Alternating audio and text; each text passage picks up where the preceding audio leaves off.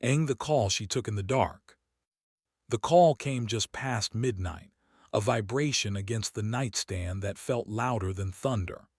I was half asleep, still carrying the weight of her leg across mine, when the glow from her phone lit the bedroom like a secret trying too hard.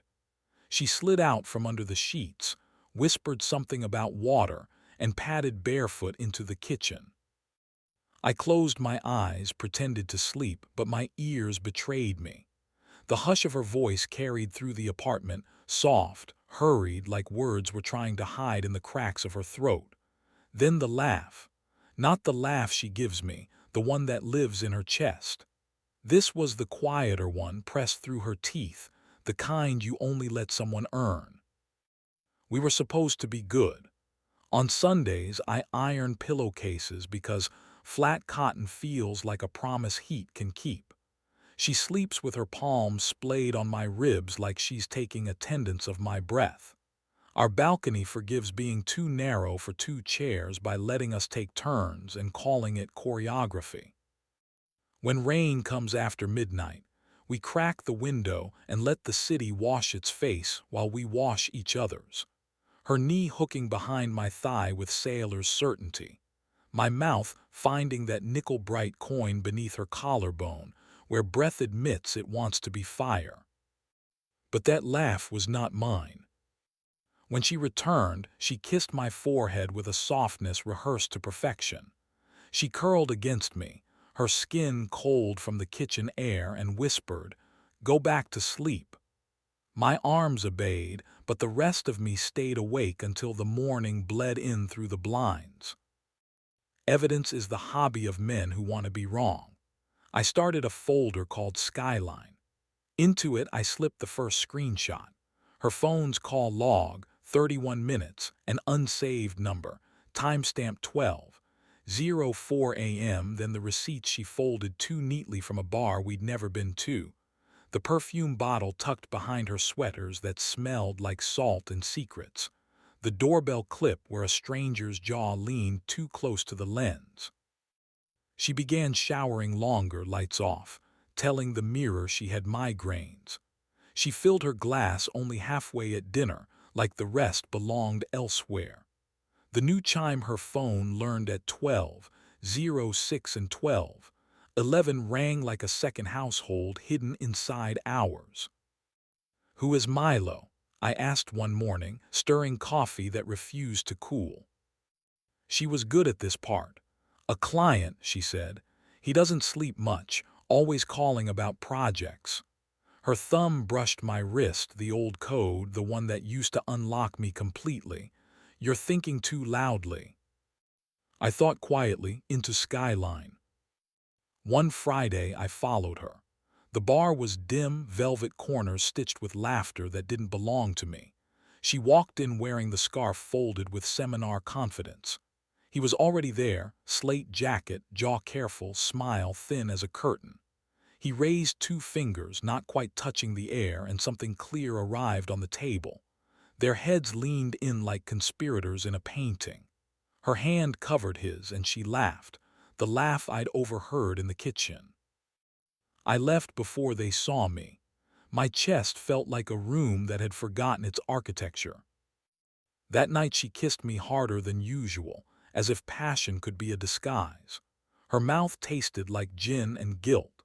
In bed, she crossed her knee behind my thigh and guided my hand beneath her shirt like a host turning on a lamp she trusted. We moved with the fluency of people who know their lines and still want the audience to believe them. In the middle, her eyes went elsewhere and came back carrying apology penciled faint across the edges. Pencil erases clean if you don't press. I pressed. At 2:11 a.m., the doorbell camera woke me. Face recognized Milo. 30 seconds of grain, his cheek fogging the lens, her shadow slipping past him like someone who knows how to walk without waking mugs. The latch clicked open like surrender. Sunday wanted witnesses, courage likes even numbers. I invited her brother and my friend Anton for pasta. The apartment smelled like garlic telling the truth. We laughed, plates carried themselves. After, I mirrored the doorbell clip to the television. The rectangle did its neat geometry around his jawline. "We should talk privately," she said instantly. "We will," I said, "but I need witnesses that I didn't dream a welcome." They left us to be a room. She scrolled through her phone like someone pulling a thorn. The call log blinked. The midnight messages glowed like bruises. "I told myself it was a hallway," she said finally.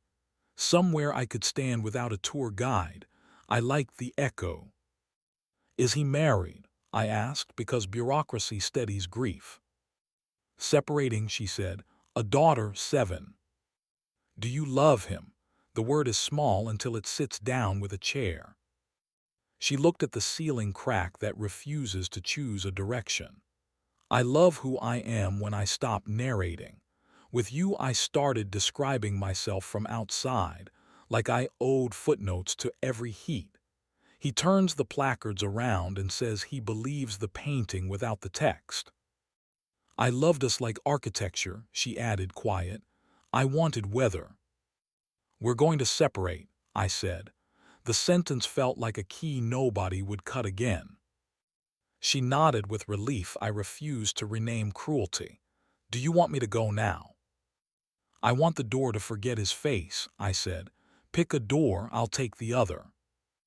Leaving photographs itself as quick, but houses let it linger. She took the hoodie, the charger that fits everything, and the scent that trained corners to behave.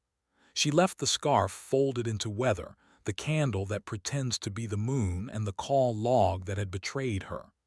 At the threshold, she lifted her hand toward my wrist, the old code, and changed her mind midair. The absence landed better than touch. "I was happy," she said, "and greedy and afraid and sorry." "You were alive," I said. "So am I." The lawyer's office smelled like paper and old rain. She asked if I wanted an outcome or a scene. "Outcome," I said, surprising myself. Back home, I reset the lock, taught the doorbell only my face, opened the windows until the curtains forgot her perfume. The plant on the landing forgave me when I slid the spare key beneath its dirt. Because endings itch, I replayed the call in my head, her voice hushed and hurried, the laugh meant for someone else. Then I pressed delete on the folder named Skyline. The screen went quiet. Now, when rain comes after midnight, I still crack the window to let the city wash its face. I iron pillowcases on Sundays because some promises keep themselves if you heat them right. Sometimes I press my thumb to the thin place on my wrist and answer myself.